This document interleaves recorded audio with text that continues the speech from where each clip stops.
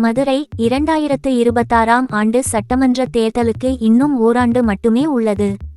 இம்முறை திமுக மற்றும் அதிமுக தலைமையிலான கூட்டணிக்கு மிகப்பெரிய சவாலாக தமிழக வெற்றிக் கழகம் இருக்கும் என்று கணிக்கப்படுகிறது.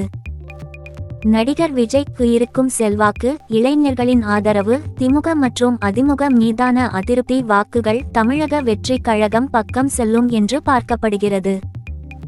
இளம் வாக்காளர்களை கவரும் தலைவராக விஜய் இருப்பதால் முதல்முறை வாக்காளர்களின் வாக்குகளும் தவேகவுக்கு கிடைக்கும் என்று எதிர்பார்க்கப்படுகிறது. அதற்கேற்ப விக்கிரவாண்டி மாநாடு தொடங்கி கோவை பூத் கமிட்டி மாநாடு வரை தவேகவுக்கு மிகப்பெரிய வரவேற்பு உள்ளது. ஆனால் 234 தொகுதிகளிலும் இது சாத்தியமா என்பதே மக்களின் மனதில் உள்ள கேள்வி. ஏனென்றால் தேர்தல் நெருங்கும் போது திமுக மற்றும் அதிமுக உள்ளிட்ட கட்சிகளின் களப்பணிக்கு தவேக வால் ஈடு கொடுக்க முடியுமா என்ற சந்தேகம் உள்ளது. ஆனாலும் தவேக தலைவர் விஜய் கட்டாயம் வெல்வார் என்று அக்கட்சி நிர்வாகிகள் நம்பிக்கை தெரிவித்து வருகின்றனர்.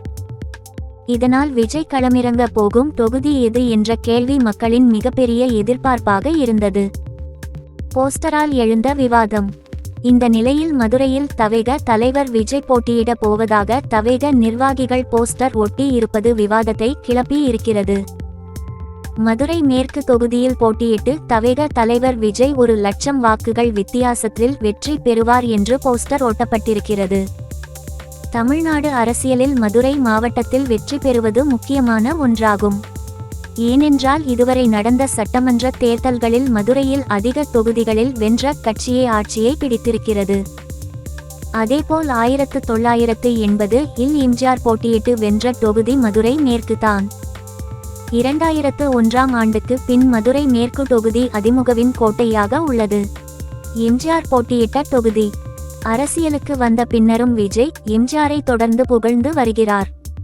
சினிமாவிலும் எம்ஜிஆர் ரசிகராக விஜய் அதிகமாக நடித்துள்ள நிலையில் அரசியலிலும் எம்ஜிஆரை பின்பற்றுவாரோ என்ற விவாதம் அதிகரித்துள்ளது. மதுரை மேற்கு தொகுதியை பொறுத்தவரை அதிமுகவின் செல்லூர் ராஜு சட்டமன்ற உறுப்பினராக இருந்து வருகிறார். முக்குலத்தோர் வாக்குகள். இம்முறை திமுக தரப்பில் மதுரை மேற்கு தொகுதி அமைச்சர் மூர்த்தியின் பொறுப்பில் அளிக்கப்பட்டுள்ளது. மதுரை மேற்கு தொகுதியில் அதிகளவில் முக்குலத்தோர் சமூக வாக்குகள் உள்ளன. அதேபோல் சௌராஷ்டிரா மொழி பேசும் மக்களும் இருக்கின்றனர். இதனால் தவேக தலைவர் விஜய் போட்டியிட்டால் திமுக மற்றும் அதிமுகவுக்கு கடுமையான போட்டியாக இருக்கும். ஏற்கனவே மதுரை விமான நிலையத்திற்கு விஜய் வந்த போதே மிகப்பெரிய வரவேற்பு அக்கட்சியினரால் அளிக்கப்பட்டுள்ளது. அதேபோல் கோவையை போல் தங்களின் மாவட்டத்திற்கு அரசியல் கட்சியினர் முக்கியத்துவம் அளிப்பதில்லை என்ற எண்ணம் மக்களிடையே நிலவி வருகிறது. இதனால் மதுரையில் விஜய் போட்டியிட்டால் மதுரை மேற்கு தொகுதியில் மிகப்பெரிய ஆதரவு இருக்கும் என்று கணிக்கப்படுகிறது.